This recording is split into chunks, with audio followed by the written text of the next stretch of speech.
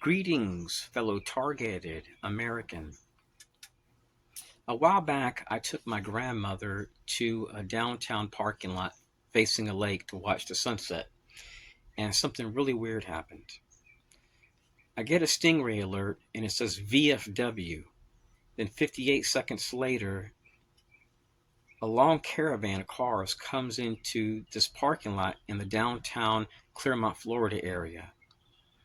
I take her home and then I drive to this location, and all the cars which were documented on my car dash cam were all there. It was a fleet of cars. Gang stalking is an activity tied to our national security apparatus, CIA, and other clandestine groups. It's not community policing, it's community mobbing. And what they do is they pester the targeted individual, and some of these groups are seeking government contracts, and many of their members are starting groups, and they cannot be sustained unless they get a government contract. So what they do is they go to neighbors, they go to different communities in proximity to where you live, and they say, hey, if you see this guy, do this, do that. And that is so that way they get your attention, but it's also done so that way you will potentially harm one of these people. So what they're doing is utilizing no-touch torture strategies. Now, I have found some of these people on bases making income ranges that which far exceed the base commander, which means that these facilities have CIA assets. And I have been able to locate two of these facilities on U.S. Army bases. I don't go looking for these people. I don't bother them. I see them as trash, like literally as a domestic terrorist threat, a national security threat. And what they do is, fellow TIs, they use public safety, FBI, DOD, and other interagency partners to harass people.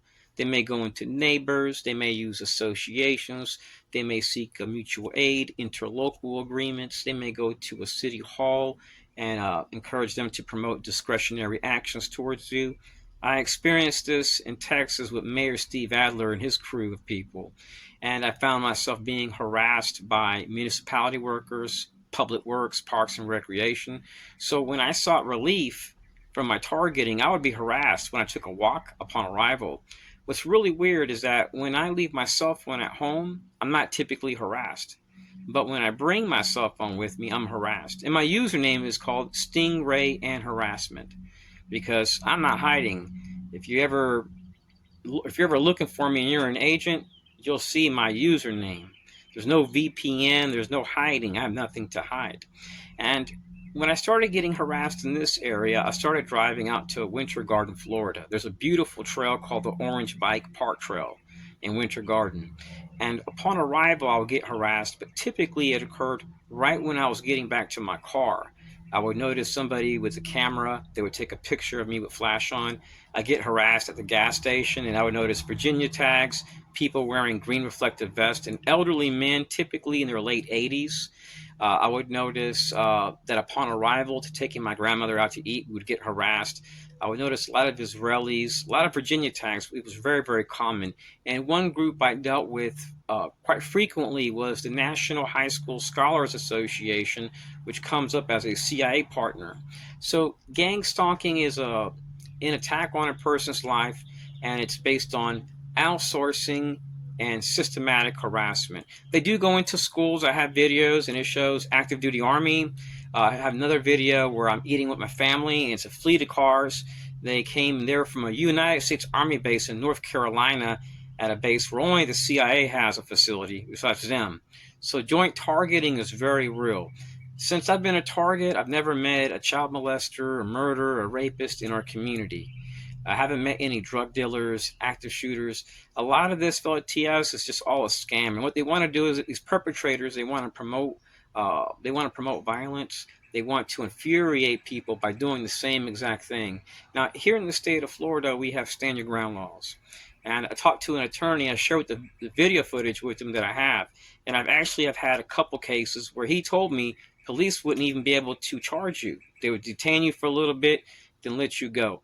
Try to avoid stuff like that. I've had people pull guns on me, shoot them in the air in proximity to where I'm at, and follow me around to different locations.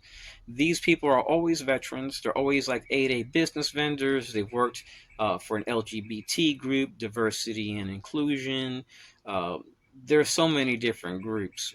So don't be surprised if you arrive at places and you're harassed. Like, I know how it is for 6 years to go to Aldi's, and every week I'm harassed. Every week, week after week. It was so much that two of the people that worked there would ask me, are they still doing the same crap? Are they still whistling in your face and walking out? Because they would walk in and make a lot of noise and then walk right out. They wouldn't look at any products. They wouldn't buy nothing. So I'm saving up money. I'm looking at potentially leaving the U.S. I'm going to pray about it. I may not do it, but from the looks of it, I could technically leave the United States and not have to come back here ever again. But I have family here, so it's kind of tough.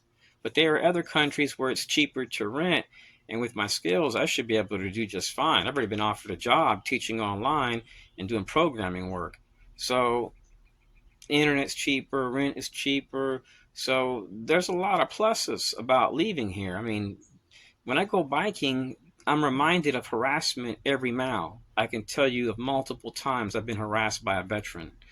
So I've even talked to some of these people, and they've admitted that they're a contractor, an 8A business vendor. They're ex-military. And then when I pass by their homes, I have pictures where you see the LGBT flag, or they're retired Army, they're Mexican. And I'm thinking, hold on a second. You're from a different country, and you're targeting me, and you have gang members in your family.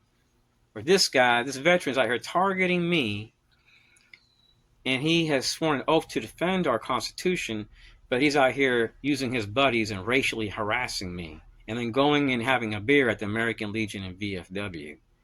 Some of these neighbors I've dealt with, when they see me e-biking, one time I stopped to grab my phone. I got a phone call. The guy couldn't stop shaking. And I started thinking, why would he do this? And then one day I remember a kid that was down the road from my house, his car went out, and his battery terminal came off. It was stripped, the bolt to the battery. So I helped fix it. And he came to me one day, was like a few weeks later, and said, look, this elderly guy's talking smack about you. I said, what do you know about him? He says, man, he goes to these veteran groups down the road and drinks beer. And he's always driving around, playing music loud and talking smack with other neighbors.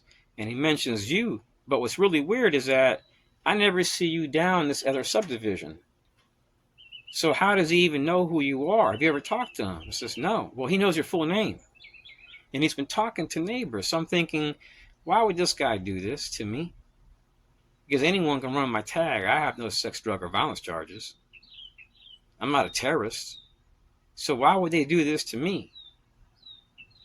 So this activity is done so that way other people will get hurt. These people hide behind a flag. And when they harass you, they might be 4 or 5 of them in the parking lot. Or they may have a cop from Tampa, Florida, under a mutual aid agreement, making some side money for his police department while they're all the way out here nearby Orlando.